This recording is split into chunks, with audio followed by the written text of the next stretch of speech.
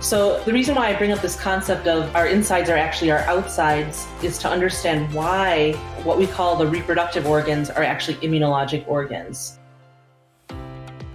Welcome to the Learn Skin podcast with me, Dr. Raja. And me, Dr. Hadar, where we discuss all things skin. Join us as we delve into the art and science of skin health in today's episode. Hey, Raja, can you say the thing I told you to tell them? Of course. We are board-certified dermatologists. This podcast is meant for educational and informational purposes only and is not considered medical advice, nor does it serve as a substitute for professional care by a doctor or other qualified medical professional. All opinions shared do not express the views of Learn Health, Inc. Let's get to the good stuff. Hey, Raja, how are you today? Hey, Hadar, what are we talking about today? Well, we're going to talk about some people that we see in our clinic every day. They're called women. I've heard of that, and I would like to explore that a little more.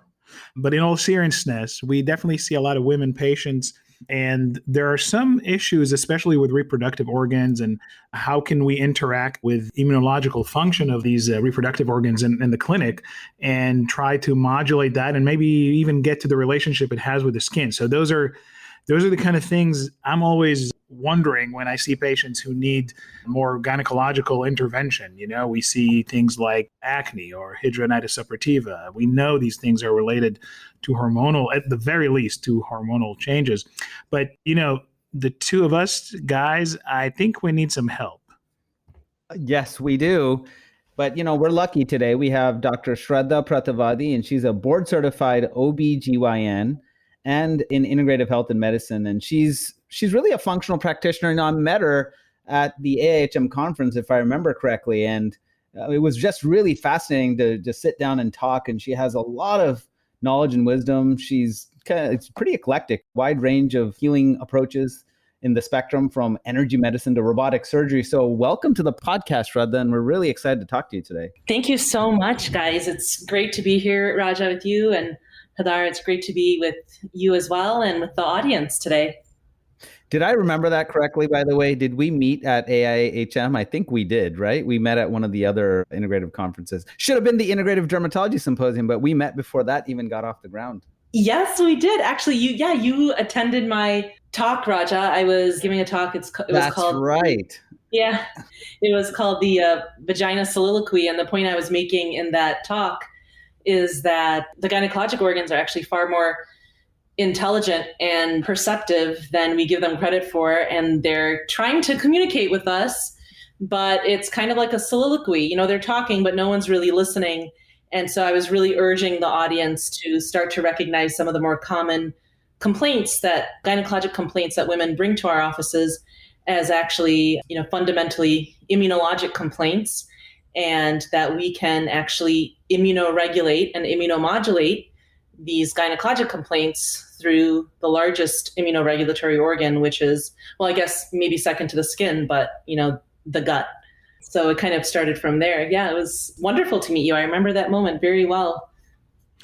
That's so interesting that you're saying this, because that's exactly what I want to dive into the details of. And I guess the first thing to talk about is, what do you define as the reproductive organs that have immunologic activity?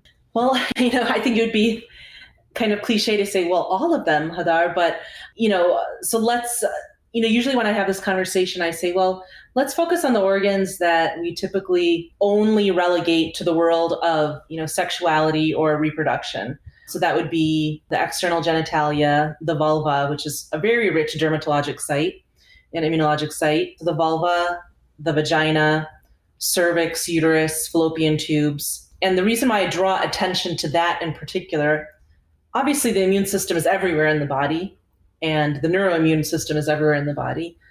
But in my conversations and teachings, I usually draw attention to those sites, because usually those anatomic sites are only involved in conversations having to do with sexuality, reproduction, and fertility. And oftentimes we don't initiate a conversation about immunology and anything further than that in kind of, more like day-to-day, more mundane complaints.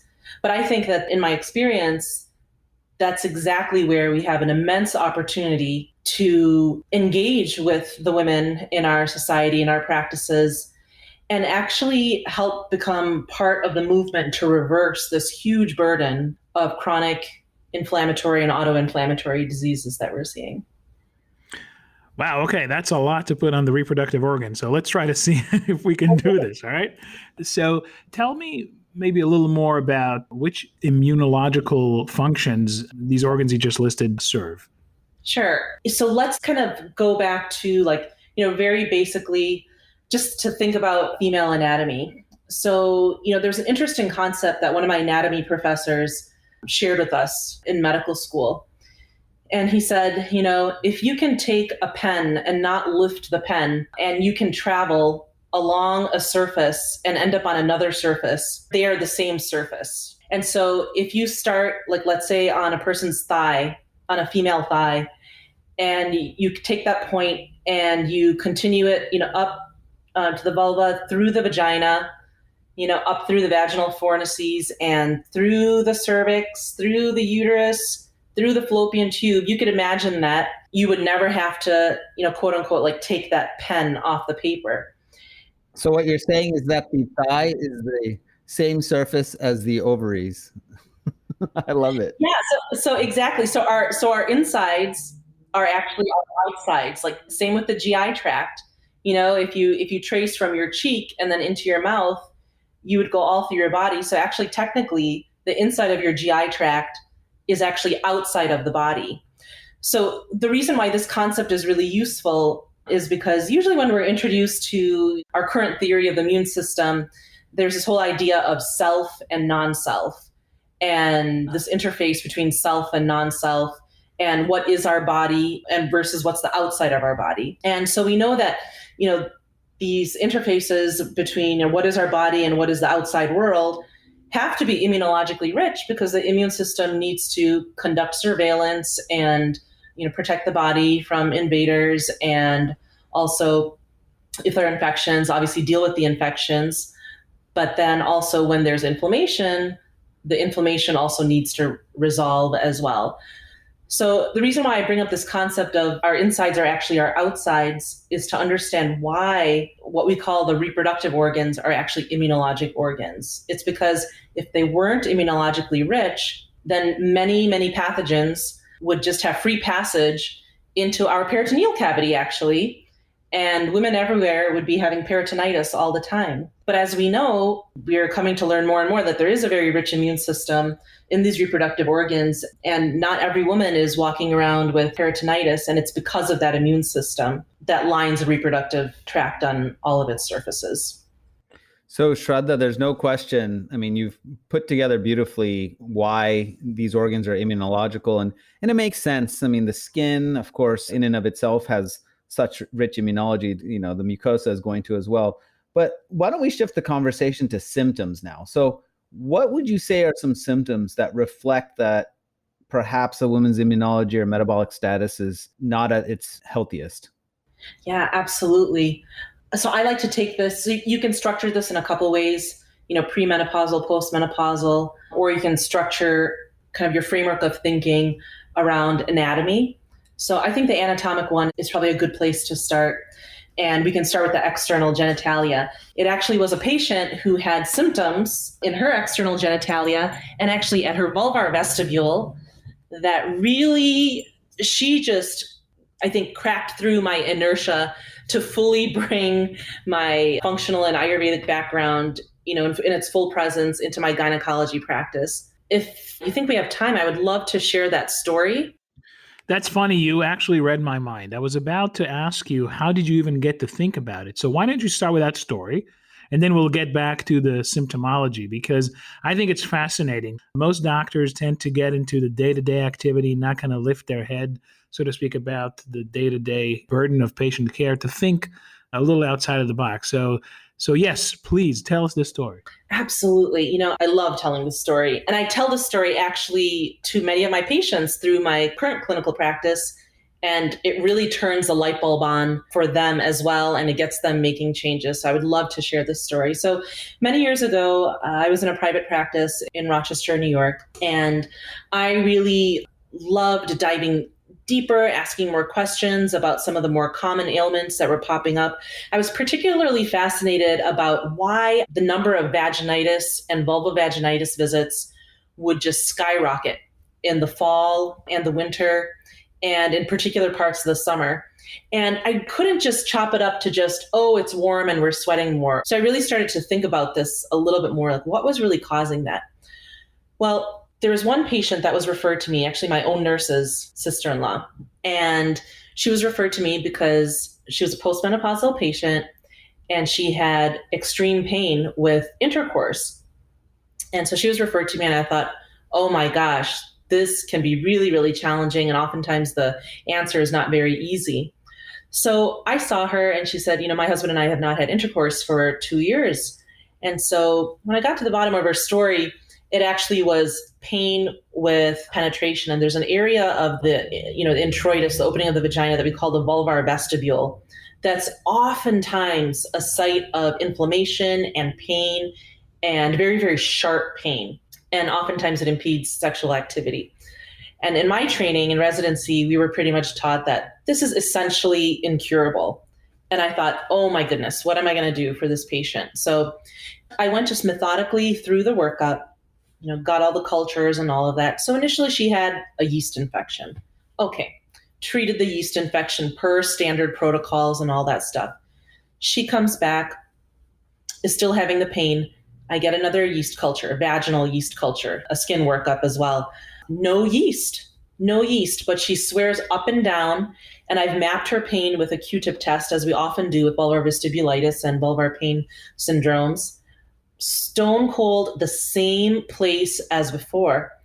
And she swears that, she has reduced her sugar intake because I said, you're having these recurrent vaginal yeast infections. Why didn't you stop taking in the sugar? She's saying she's reducing it. The culture is negative now, but she's having the exact same symptoms.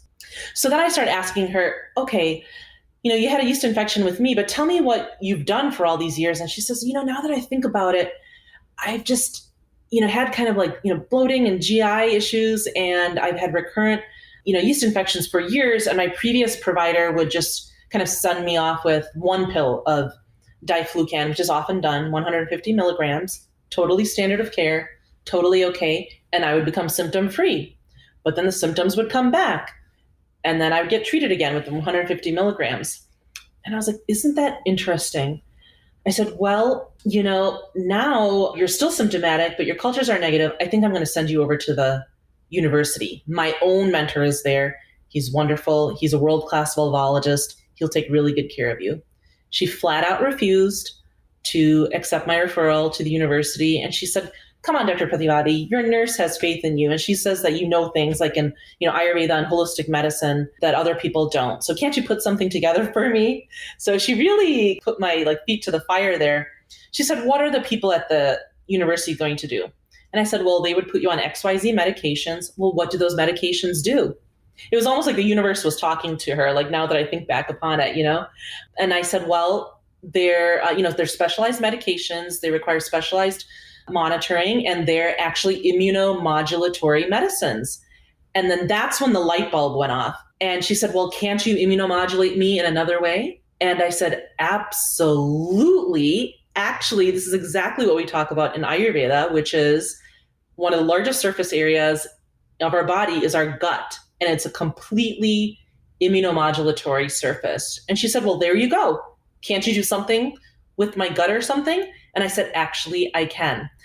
And so I said, okay, this is what I think is going on. I think you've had a lot of vaginal yeast infections. It's set off a signaling pathway. You have pain in the vulvar vestibule, but now that same signaling pathway is being triggered elsewhere. And I think it's in your gut. So we need to go deeper. We can't just treat you with single pills.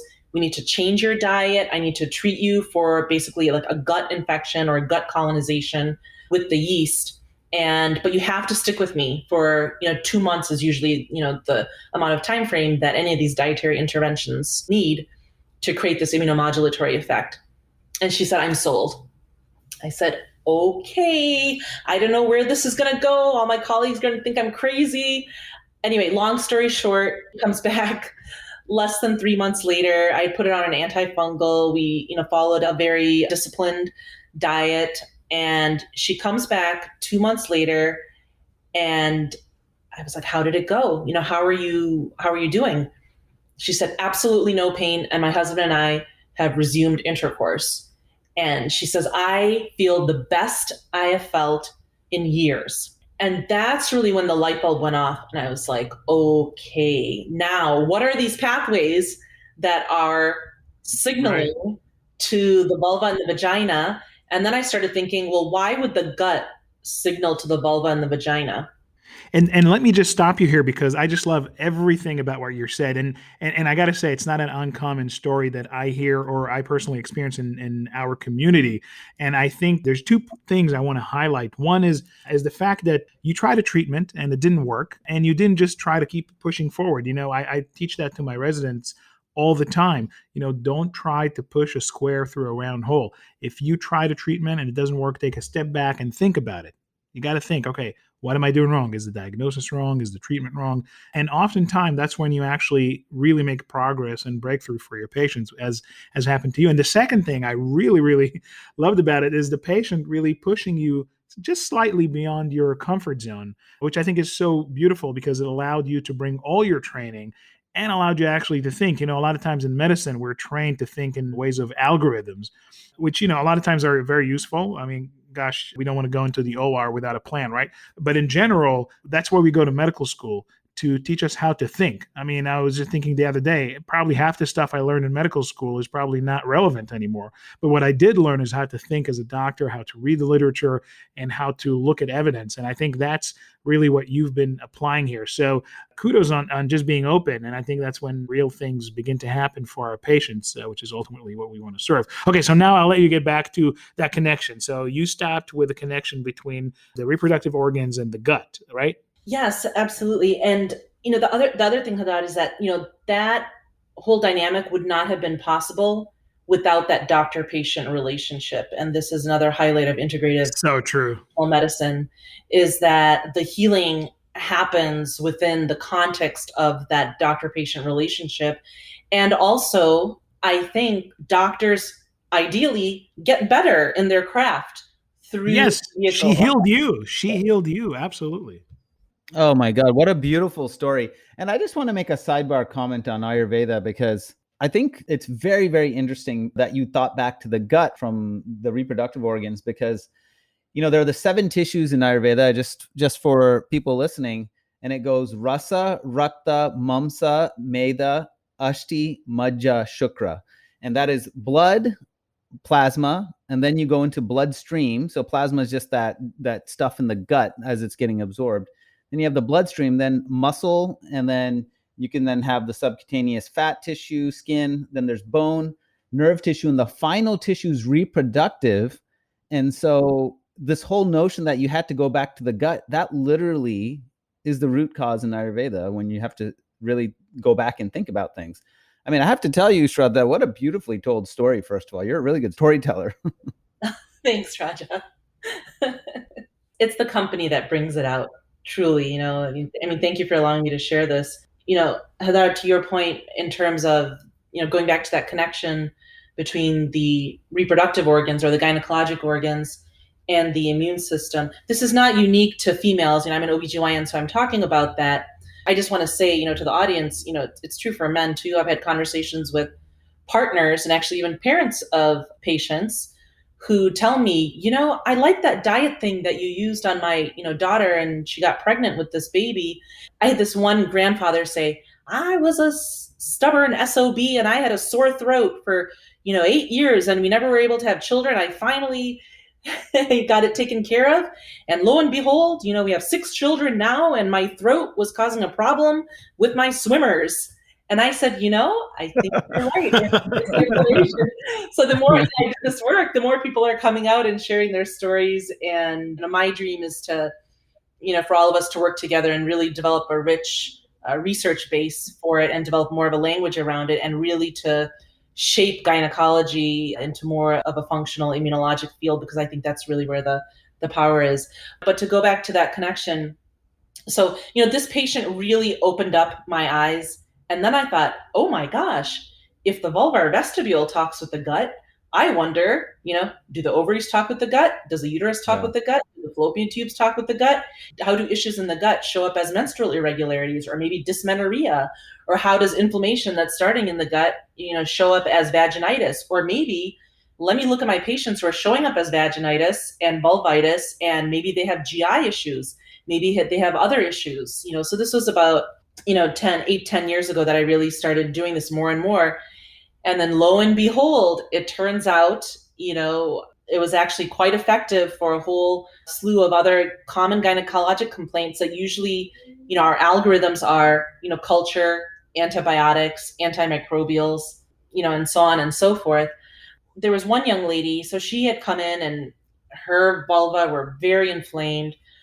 She clearly had an infection going on. Anyway, I treated that, but I also said, if you really want to get to the root of this, I also suggest that you follow this particular type of eating framework. I'm not going to tell you exactly what to eat, but I want you to start to use this thinking filter to make choices in terms of what you put into your body.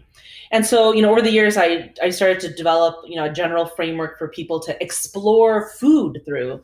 And so anyway, this young lady comes back and her eyes are like big, like saucers. And I'm thinking, oh my gosh, is she angry at me? Is she upset?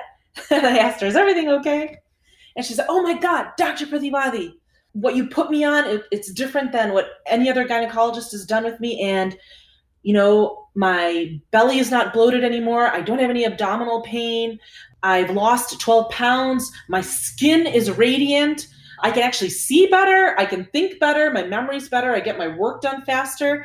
And she's like, and sex feels great. It's like I have a new vagina. And I said, oh, great. And, it's the new vagina diet. And Yes. said, oh my gosh, There it is. I you're was waiting exactly for right. the punchline on that one.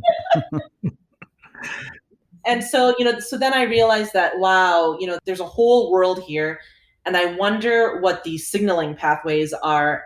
And so I really started to dive into, immunology, coming to the AIHM meetings where I, very luckily met, Raja many years ago and started learning about inflammasomes. And wow, you can have inflammation in one place, but the symptom is in another place. And I was like, oh my gosh, this has got to be one of the mechanisms of what I observed in that first patient who really opened my eyes to this. And sure enough, it turns out, yeast, fungal infections, the NLRP3 inflammasome is actually involved in that. And we know that these inflammasomes go from one site, and exhibit and create symptoms in another site of the body. So I just started expanding what I was doing, and then pretty soon it translated into fertility patients, even PID patients. I had one PID patient who was actually getting worse on PID treatment. Do you mind defining PID, Sraddha? Sorry, PID means pelvic inflammatory disease. And so basically on exam, people come in, they have a lot of pelvic pain. They usually have pain with intercourse. And then on exam, the uterus is often tender, the cervix is often tender, and the tubes, the adnexa, are often tender. And when we move the uterus, they often have a lot of pain. Now, what you have to remember is that, when we're sitting up, when we're standing, what organ is actually sitting and enveloping the pelvic organs? It's the small intestines, it's the gut. So in this patient, I said, I can admit you for inpatient management, or we can do a gut restoration. I really think the gut restoration is what's going to fix you in this particular problem. And so we did a 2 to 3 week gut restoration, and she came back complete, no PID symptoms, felt wonderful. And that's when I really thought to myself, okay, I just need to talk about this more with my colleagues, because there clearly are other people who are observing this too. And how can we move this conversation forward? How can we create a strong science base for this and research base for this, and really shift our paradigms into a more systems biology, functional medicine, biology base, and really get women feeling better? And why is that so powerful? And why is it powerful to work with women at all stages of life, but particularly before pregnancy? Because it's the ultimate in preventive medicine. The health of a woman in pregnancy creates epigenetic changes in the fetus that have an impact for 7 generations. So by changing this paradigm, we're really not just impacting that woman, we're having an immunometabolic impact on 7 generations. Yeah. So Shraddha, I was going to say, this is such a fascinating conversation because, this whole shift from the conventional to the functional. And I really appreciate you sharing both of those stories. Now, we are going to hear more from you at the Integrative Dermatology Symposium. Isn't that correct? Oh, please say it's true, please. Oh, you guys are so kind. Yes, I feel so privileged and honored that I get to be there and share more of these ideas there, and really sharing a lot more ideas about recognizing many gynecologic and reproductive health complaints as actually early signalers of immunometabolic dysregulation in a woman's body. So what I mean by that is that rather than just kind of saying, oh, you have a symptom on your vulva, or, oh, okay, your periods happen to be painful, I would love us to start making those connections in our minds about, oh, okay, the vulva is this immunologically rich site, and guess what? It actually communicates with the gut. Why would it need to communicate with the gut? Well, the anus and the vulva and the vagina are very close to each other. It only makes sense that if there's something coming down the pipeline, that the body would be intelligent and say, hello, vulva, vagina, you better get your soldiers out there because we've got some microbes coming out, through the fecal matter soon. And I would just love, people to take a look at these symptoms and just look beyond that anatomic site. Look at it and maybe even look at these symptoms as like site agnostic signals of immune dysregulation and metabolic dysregulation. So why do I say immune?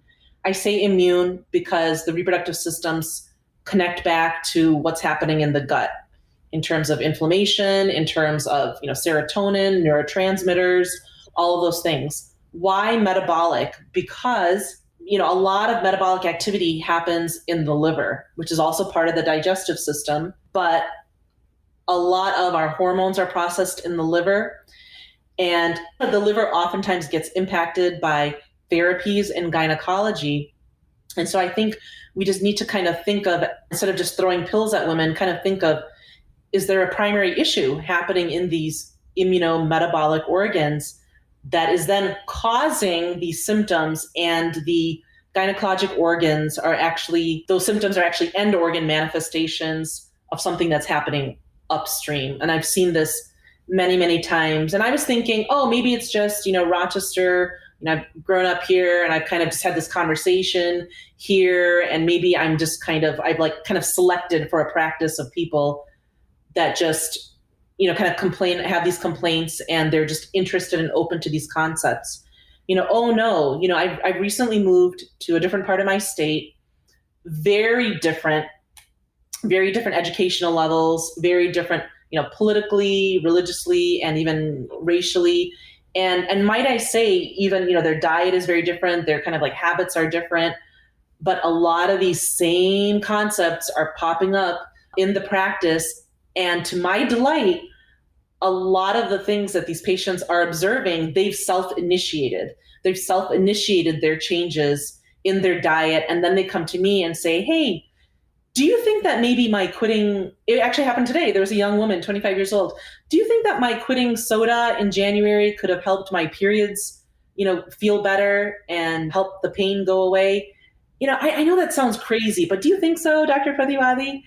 I have people doing intermittent fasting here and, getting pregnant on their natural cycles after struggling with assisted reproductive technologies for years. So it's really fun, coming into a totally different population, but seeing this phenomenon.